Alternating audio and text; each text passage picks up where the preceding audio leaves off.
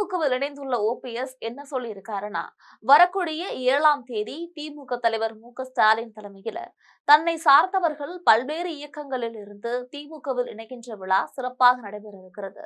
இதனுடைய முன்னேற்பாடாகத்தான் பூமி பூஜை இன்று போட்டு சிறப்பாக தொடங்கியுள்ளோம். தமிழகத்தில் கடந்த 5 ஆண்டுகளாக சிறப்பான ஆட்சியை மு.க.ஸ்டாலின் அவர்கள் வழங்கியிருக்காரு.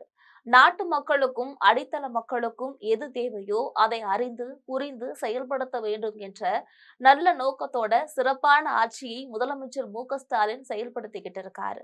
மேலும் அவரின் இந்த சிறப்பான செயல்பாடுகளே தன்னை திமுகவில் அவருடன் இணைத்துக் கொள்ள தூண்டியது எனவும், தான் அவருடன் இணைந்து ஒரு தொண்டனாக அவருக்கும் திமுக கட்சிக்கும் வரும் காலங்கள்ல வெற்றிக்கு உறுதுணையாக இருப்பேனும் சொல்லியிருக்காரு. ஸ்டாலின் பெண்களுக்கு மிக சிறப்பான அறிவிப்புகள் மூலமாக நல்லதொரு ஆட்சியை தந்து இல்லங்களில் மகிழ்ச்சியை ஏற்படுத்திக்கிட்டு இருக்காரு. அந்த சிறப்பான நிலை தொடர வேண்டும் என்பதற்காகத்தான் தமிழகத்தின் அனைத்து தரப்பு மக்களும் எந்தவித பாகுபாடும் இல்லாமல் அவருக்கு தார்மீக ஆதரவை தந்து கொண்டிருக்கின்றனர்.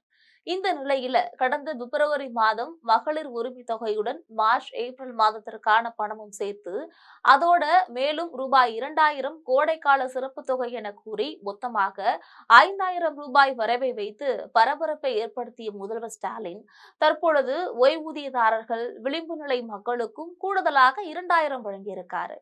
இது குறித்து அவர் வெளியிட்டிருக்கக்கூடிய எக்ஸ்தல பதிவீட்டுல விளிம்பு நிலையில் இருப்போருக்கும் சிறப்பு நிதி, கலைஞர் மகளிர் உரிமை திட்டத்தில் பெண்களுக்கு கோடைக்கால சிறப்பு தொகுப்பாக 2000 ரூபாய் வழங்கியது பெரும் வரவேற்பு பெற்றுள்ளதோடு சமூகத்தின் விளிம்பு நிலையில் வாழ்ந்து அரசின் மாத ஓய்வூதிய உதவித்தொகைகளை பெற்று வரும் முதியோர், கைம்பெண்கள், வயது முதிர்ந்த திருநங்கையர், மாற்றுத்திறனாளிகள் ஆகியோருக்கும் இத்தகைய சிறப்பு நிதியை வழங்கிட வேண்டும் என கோரிக்கைகள் வந்திருந்தன.